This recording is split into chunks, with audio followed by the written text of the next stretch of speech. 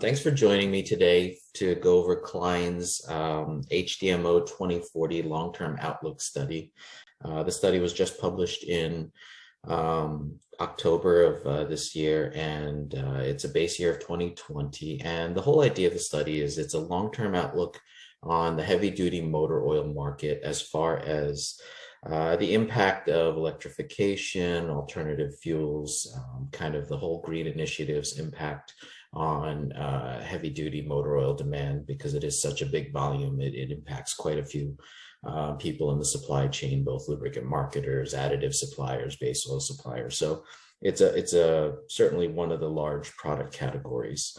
And so this study kind of delves into, how electrification is going to impact it and the longer term outlook. So like a 20-year forecast.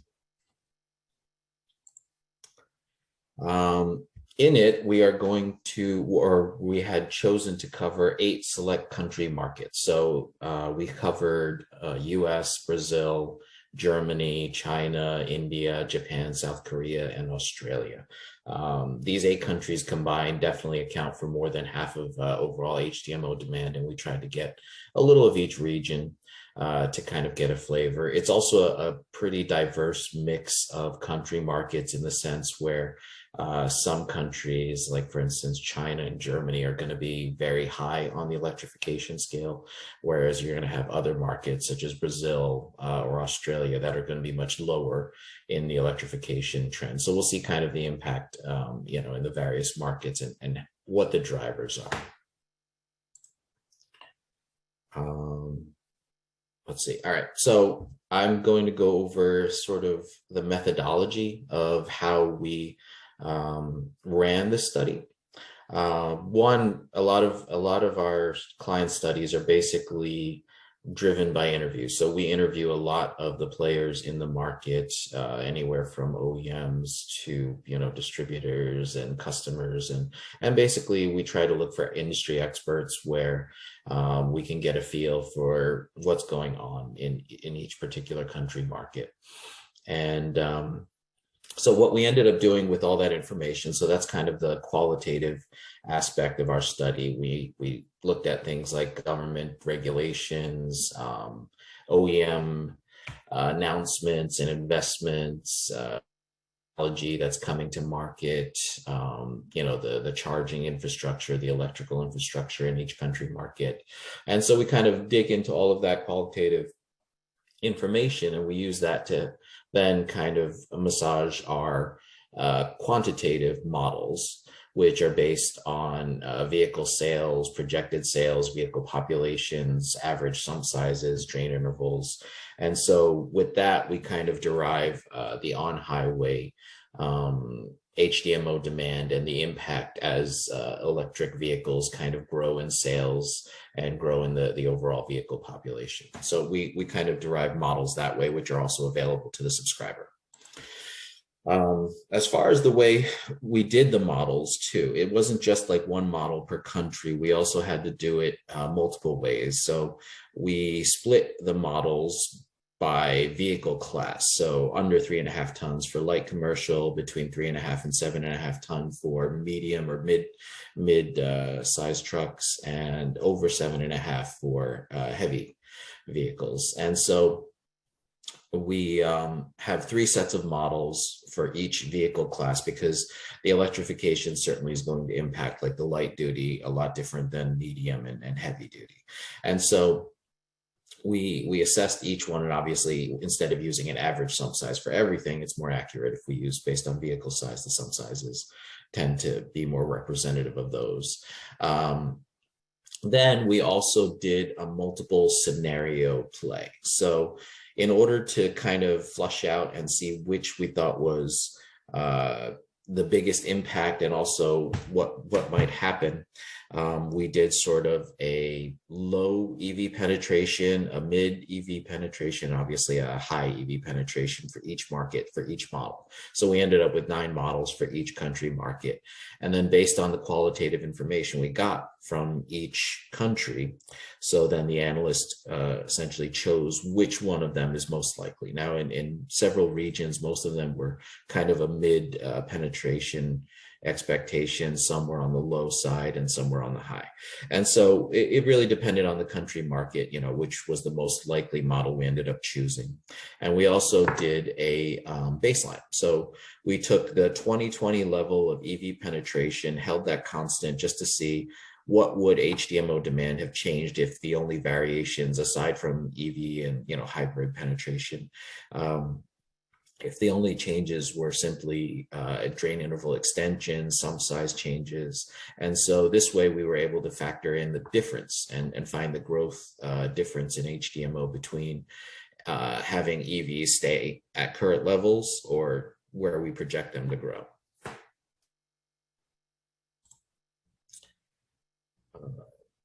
All right, and then so I went through the introduction to Klein, and then I just went over the report and scope. So we'll go over a summary of key findings, and I think we have a question coming. Correct, Vera? Yes, I'm trying to pull up the poll for you guys so you can launch. I'm launching it right now. You have a few minutes to read the question. Which alternative power do you think will lead the commercial segment? You have a few answers there. If you can, we'll wait till about 70% of answers and then stop.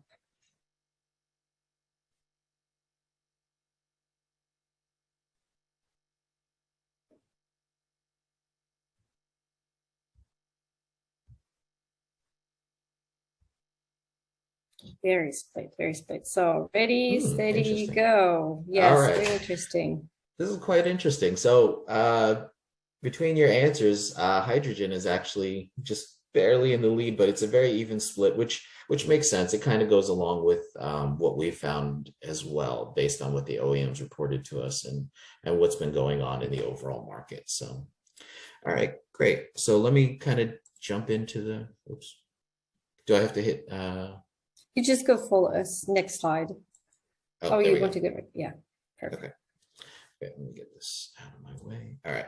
So, and the reason, I guess, let me talk about kind of the poll too. So as I said, we had found similar results from the OEM, and I'll go into a little more detail later. But yeah, as you guys had done, it was a pretty even split between both electric, hydrogen, and even like if you combine natural gas and hybrid, so sort of a combustion engine section, it's a pretty even split. The least favoring is like renewable fuel or e-fuel or synthetic fuel. And the reason, obviously, there's concern for the commercial segment as far as electrification or alternative fuels is it accounts for, almost 30% of CO2 emissions for the transport segment. Now, this is actually still lower than what passenger vehicles emit because of the sheer mass, volume of passenger vehicles in the world. But it's still a significant portion.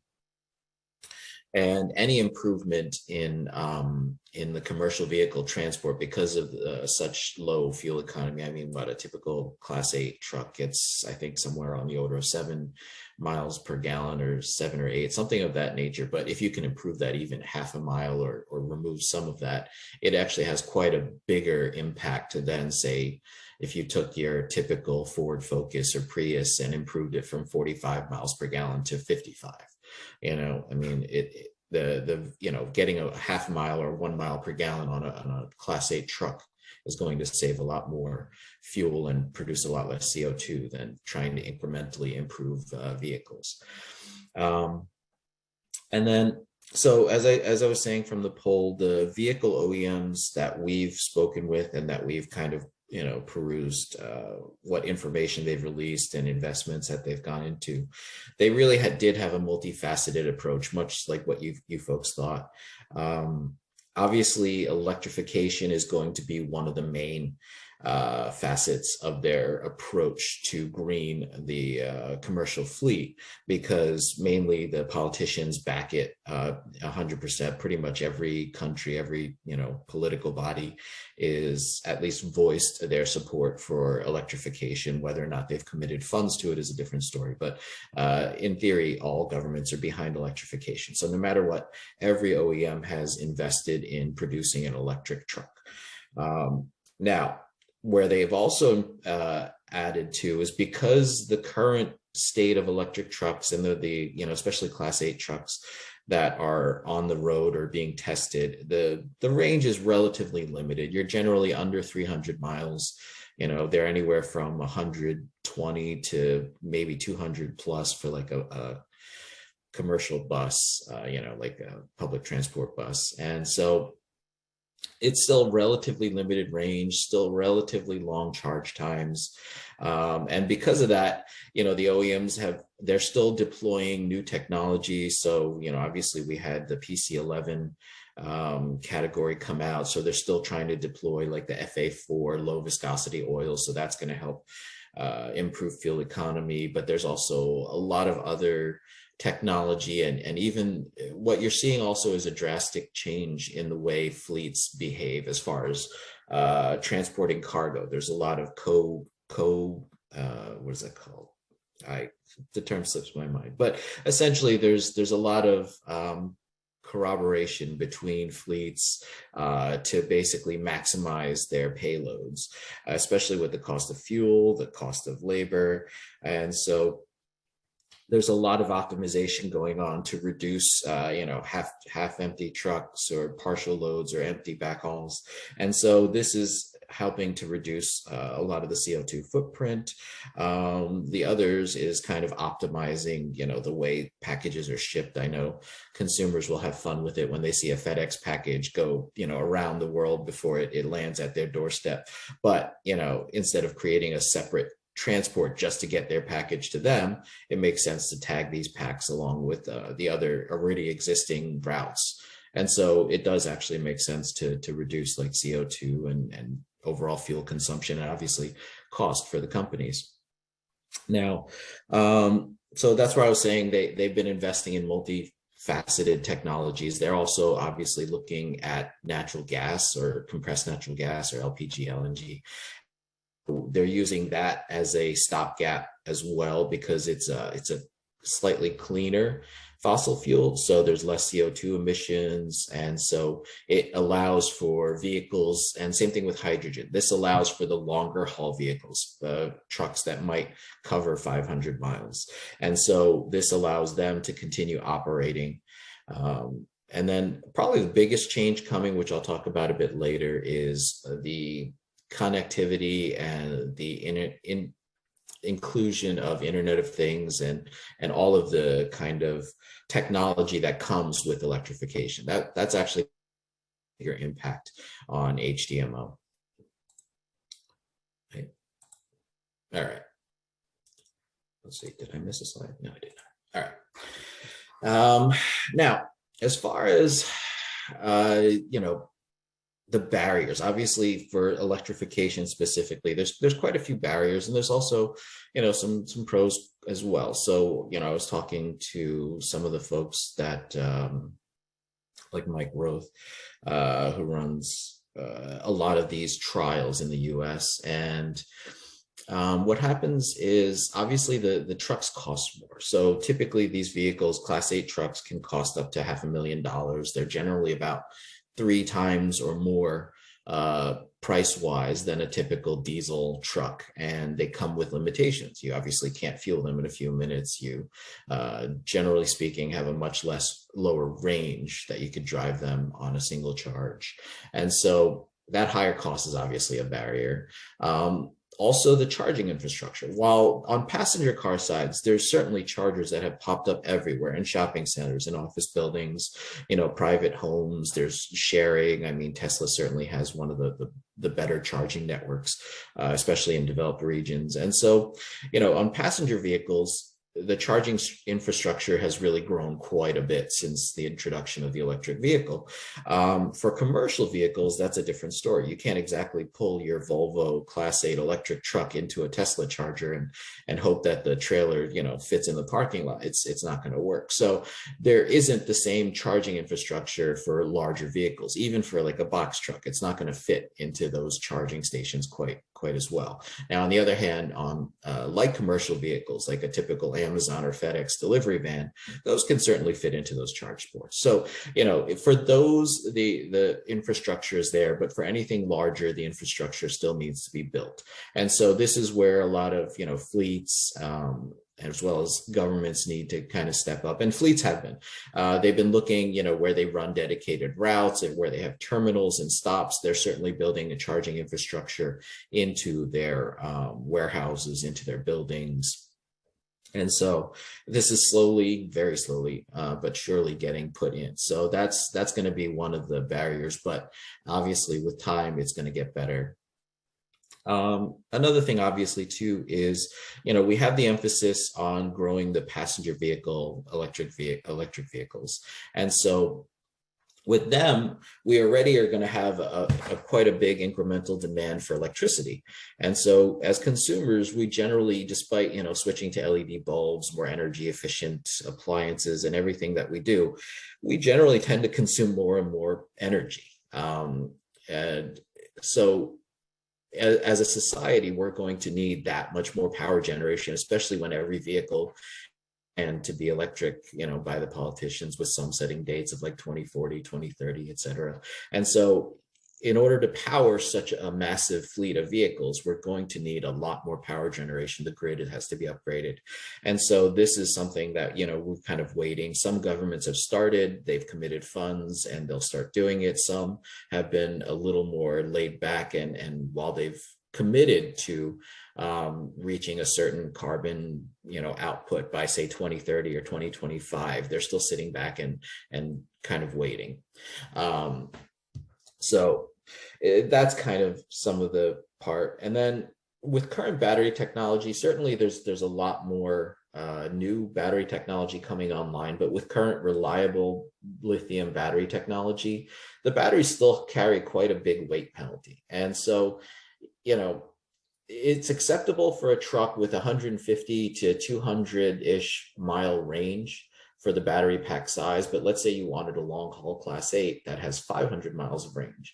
By the time you doubled that battery pack, you've now lost some of your load carrying capacity. So until essentially governments jump in and either increase the maximum allowable tonnage on roads, to kind of account for the fact that it's an electric vehicle, or battery technology improves where you're going to get a greater power density, and that same battery pack that was giving you 250 miles now gives you 500, then you can kind of look into the longer haul trucks. But like, as far as the benefits, when I was chatting with some of these industry folks, certainly when they've done fleet trials, especially in Class 8 electrics, some of the are that they're very low maintenance. They really don't require too much to do. So the service managers certainly seem to like these trucks. They're kind of hop in and go, and as long as they're charged, they're ready for service. And certainly, using a tractor in, like, say, a port, or as simply a trailer mover in a warehouse setting, an electric vehicle will fit the bill. And so, that's certainly an added benefit. And of course, as the companies go green, before they've even bought their first truck, even though they may have committed a contract to, say, 10,000 trucks or 500 trucks, whatever it is, they benefit from the kind of greening of their corporate social responsibility. So it's a bonus for shareholders and for consumers to see that these industries are trying to do their part and be responsible. So we kind of already talked about this a bit. So, we did say multiple sources of fuel will be used to kind of green the commercial vehicle industry. Obviously, EVs are going to be one of the major facets of that market. Now, they'll play a much bigger role in your light commercial vehicles, but surprisingly also in your heavy vehicles, because you certainly have a lot shorter haul routes and certain dedicated routes where the truck mainly runs between 2 terminals or 3 terminals. And so you can set these up to run on an electric, tractor. And so those 2 categories will probably see the greater penetration. You'll see some in the medium as well, but not more on like the public buses, because obviously governments have control over what's purchased, so they can say, from now on, we're only going to buy electric buses. And so that's kind of how it's going to go. Hydrogen is the one, it, if the infrastructure can get there, it's certainly a good, clean fuel, and it has the potential to essentially enable long distance hauling and a lot more, um, just like a more seamless flow, less growing pains, but at the same time, it's mainly the infrastructure. If we can't get that in, so we don't know how that one's going to go. That's kind of the wild card in this bunch. Natural gas, both CNG, LNG, LPG, those are going to have an infrastructure. Fleets have invested in them. They've built in their own refueling terminals at their warehouses and storage sites, and so that infrastructure is already better than the electrical vehicles site. And in certain countries that are rich in natural gas, you'll certainly have this be a stopgap for quite a bit of time before EVs really get to fully take over. So they'll be around for a while. And then this is where I was saying sort of the corporate social responsibility. Companies are all trying to promote that they're going green, that they're buying electric vehicles, but it's also quite nascent. So despite, like say UPS with a plan to buy 10,000 vehicles, they currently have less than 100, I believe. And so everybody has these plans of like, the biggest one probably will be the USPS order. And as that one kind of gets done, you're going to have a much bigger load of electric vehicles in the fleets, but they're coming. So if you look on the right, I just grabbed a North America shot of some of the companies that have all joined in, and it's not only the big fleets that have committed to electric vehicles. Like lots of fleets are all committing to at least some form of electrification. So it's going to come. It has growing pains. There's a lot of trial work, and mainly it's kind of a chicken and the egg thing. It's, you can buy the electric truck, but you don't have the infrastructure. You can build the infrastructure and you don't have the electric trucks yet. So they kind of both, in this case, they both need to grow at the same time. But it's, you kind of need both. In terms of EV penetration, what we forecast, this is where I said when we chose our 8-country markets, we ended up with quite a variability in the markets. China and Germany are the standouts. They're going to most likely have the highest EV penetration, which also makes sense because they're both mass vehicle producers. China certainly has a ton of OEMs, and while they're not massive in the global vehicle market, they have lots of OEMs for the domestic market, and the Chinese government's goal to become sort of the EV leader of the world is certainly going to help this, because the government's massively backing their push into electrification and exporting their electric vehicles. So you're going to see OEMs like BYD and a lot of other OEMs kind of really try to expand globally and grab market share from typical OEMs that normally have, the ICE market. So we'll see how that plays out. But then you're going to see other areas, like I said, Australia, Brazil are going to be very low. There's not much government commitment to the sort of greening the commercial vehicle segment. There's no mandates to require fleets purchase these vehicles. There's no investment much in charging infrastructure. So you're going to see quite a bit of variation, which is why we chose the country markets we did, to kind of get a good feel. Now, as far as what we expect, EVs, as I said, they're really term, they're going to be kind of a niche market. You're going to see a lot of trials. You're going to see some particular segments, such as, last mile delivery. You're going to see a higher EV penetration grow there. And, same thing with off highway. You'll see in certain particular segments, you're going to get a lot of electrification. But overall, as electrification is part of the entire commercial on and off highway fleets, you're going to see it's still, you know, small percentage for quite a long time, even out to 2040. um, and so the impact on HDMO is going to be pretty limited.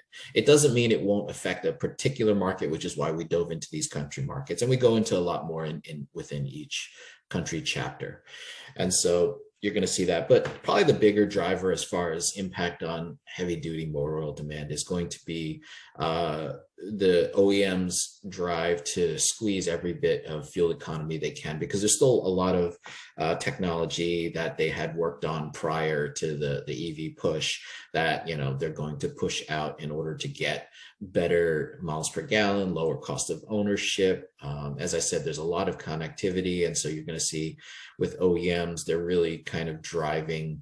One, they're trying to bring some of the service market back into their fold so that they can earn some of the market with genuine oils. But two, you're also seeing just optimization of drains, you know, optimization of the vehicle, real kind of big data, you know, with the vehicle constantly streaming data of how it's performing, what temperature it's at, how many stops, you know, everything, oil pressure, all the kind of data that you could possibly glom from a truck is going to be fed back to the OEM, which is then fed to their authorized service center and also to fleets.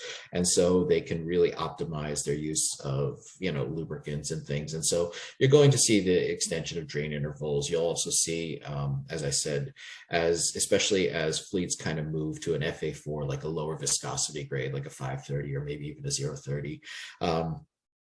You're going to see a lot more synthetics, which will also help bring, you know, even longer drain intervals. And so this is kind of going to continue. So that'll be a much bigger impact on HDMO demand than currently projected for EVs. It doesn't mean they're not going to grow. It just means within this time frame, because of the industry being so nascent at the moment, you know, it's going to take a little while longer. Now, here was our look into the impact. So we have business as usual in the lighter blue and the most likely EV penetration scenario in the darker blue. Now, basically, you'll see this is the percent CAGR for HDMO out to 2040. And the difference is what the I wish I had a darker blind, but what the EV impact would be on if you see most country markets like the US, Australia, Brazil, the impact is relatively low. Now, in certain markets like China, for instance, or even South Korea, you're going to see a much greater impact from the EV shift. And this is kind of where the government incentives and drivers are really going to push that difference. And so here, you know, we see this is kind of where we played with the scenarios and we saw where the impact is greatest and where the opportunities are. And a lot of it relies kind of with the OEM. So, you know, as these OEMs, especially with more connected vehicles, more technologically advanced vehicles, you're going to have to, like the lubricant marketers that work with the OEMs are going to have that sort of inside track. Now, as far as, you know, motivation to adopt EVs, certainly the governments are probably the biggest factor. As the governments adopt policies that mandate, you know, certainly newer vehicles, and also they obsolete a lot of the older, more polluting vehicles, that is going to drive EV uptake as they invest in the power grid, as they help incentivize investment in the charging infrastructure. This is where you're going to see the most. Now, certain countries like India, for instance, a lot of the counties or the states, I guess they call them, you're seeing a lot of government initiatives where they mandate, you know, X million of investment in this. And so you're seeing certainly a lot of promise of investment. Now, when the money starts kind of hitting the pavement, so to say, then we'll start to see a lot of this change taking place. So now, like I said, as the governments kind of do this, you're going to see it. But then like other governments such as Brazil, where they may commit to, say, the Paris Accord or certain other agreements, they're not quite there yet. They haven't quite put the money back there, and there's other concerns that they have to take care of before they try to electrify the commercial fleet. So you're going to see that difference, and so it's kind of highlighted in the overall study as we did this. The key messages that I wanted to give you guys, and sort of the snippet of our study that we did, is that the commercial vehicle market will not be as dramatically impacted by electrification as the passenger vehicle market. So overall, our estimate of the impact of EVs on HDMO demand is generally less than 2% of the change in growth.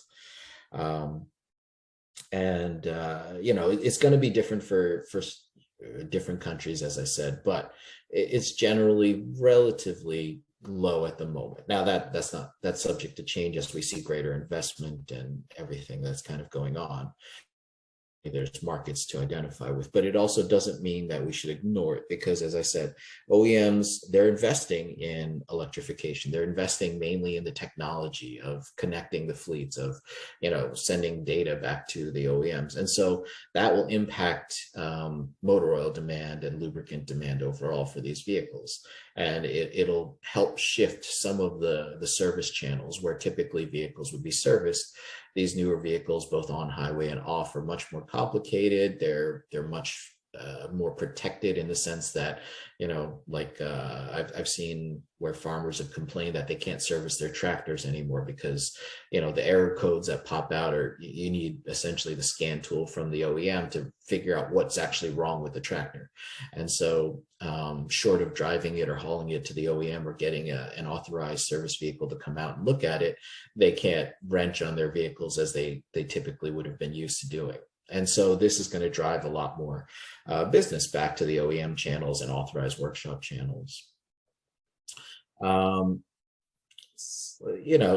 As I said, it's going to be a small impact, but that's probably going to be the biggest change. Now, other segments, as I said, when it comes to, like, say, public transport buses, that's probably where we're going to see huge shifts towards electric vehicles. You see lots of cities and fleets essentially committing all new vehicles purchased will be electric. And while there's growing pains with those, I mean, for the most, they don't quite fit the bill yet with current technology, in the sense that they need kind of to probably change the way the routes run and the things are serviced in order to get everything kind of going. Let's see. And I think we had one more survey question. I missed my cue to grab it, but let me pull it up. Anyway. Yes, I'm not sure if maybe it's like if you guys listen correctly, maybe we can bring it up, all right? Because you've revealed the answers, but you've revealed the answers, but we'll check you up if you were all on the call and listen to us. Would you like to do that, David? Let's sure, please. Right? Mm-hmm. Let's do that. Let me find the polls. Question 2, launch. And you have a few minutes. You're still all on the call. You can answer. The question is, what is the biggest barrier to widespread BEV truck adoption?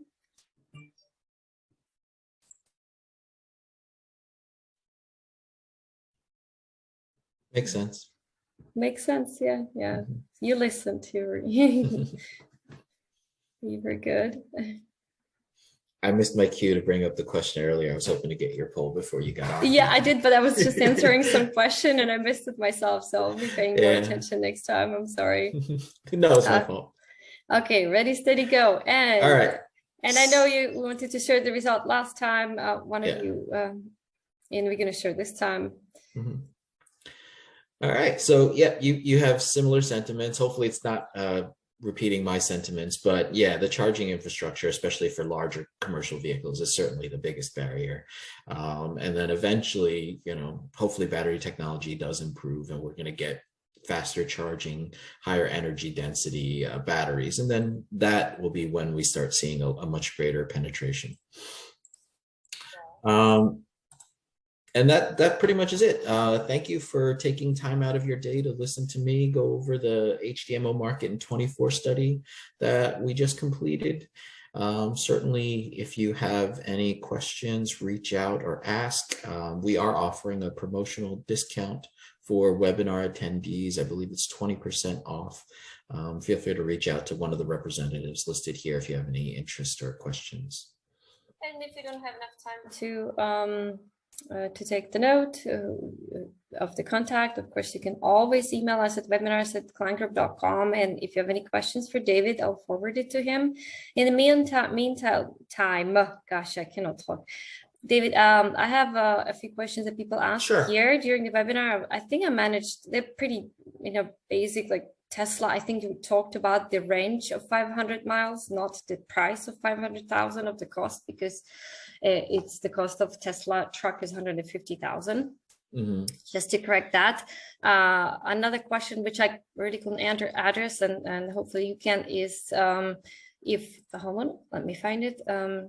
One of the participants here asked about if you were taking in account the lithium availability in the outlook. We do look at that as well. At the moment, we're considering that it's going to grow. There's investments in obviously expanding up, and then you also still have some supply chain constraints. But yeah, we did look into that as well. So that's also part of the reason for the lower outlook, because of the large battery packs these trucks require. Okay, good. Okay, that's good that we're going to have it covered and considered in this study. Another question was on slide 11, the penetration of EVs. How did we, hold on, let me find so I don't switch or change the question. How is EV penetration defined, calculated in that slide, in that chart on page 11?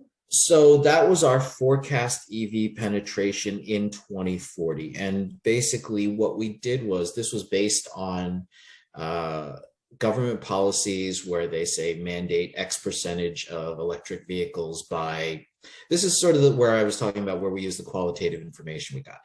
So we have, for instance, government mandate all vehicles after 2030 have to be electric. So then at that point in our model, we would switch the vehicles to all electric as far as new vehicle sales. Then we have vehicle life, existing vehicles, and whether or not it's quite a few factors that put in. I can't really pinpoint one specific factor. It was more the overall estimate of where we see it going. As I said, China and Germany have a much larger penetration, mainly because they will end up producing a lot of these vehicles. There's a lot of government support behind it. Now, obviously, I know things like Germany, there's not a plethora of electricity available, and they're going to struggle with that for a bit. But at the same time, based on the government mandates and incentives, you're still going to see a very quick transition. Now, obviously, it's a forecast, and it's a 20-year forecast, which, is going to be a forecast. So, but that was kind of our rationing behind a lot of the models and the numbers. So we basically build in where we saw the growth rate, where we saw the sales growth. And this was based on a lot of interviews with, a lot of industry experts. Thank you. A few more questions popped up. Let me see what we did. I guess, gosh. Will the charging infrastructure for heavy duty be the same or similar to what will be needed for light duty vehicles? Do you know that? Tough one. Sorry, I'm like reading them on the go. I don't know how to say it's.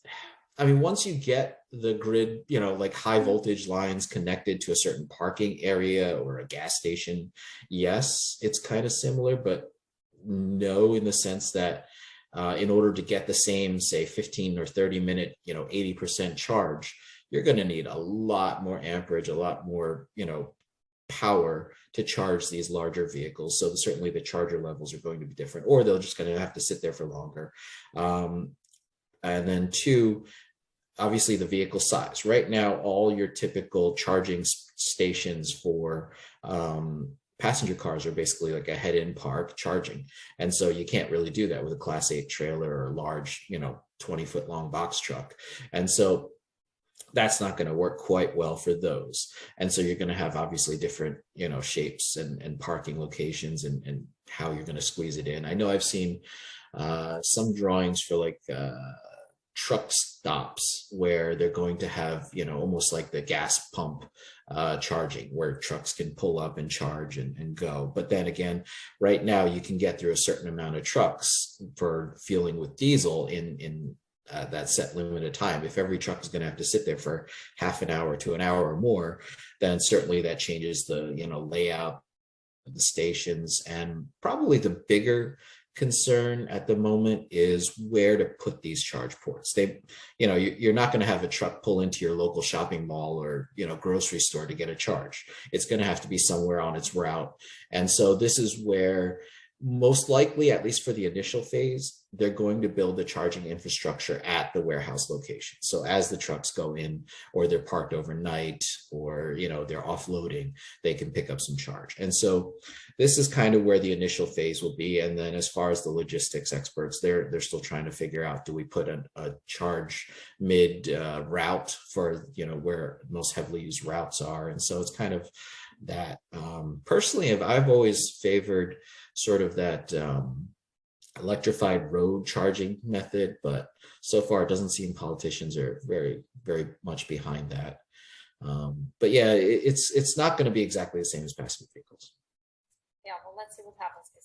Unlike passenger vehicles, this market is really just starting to evolve, right?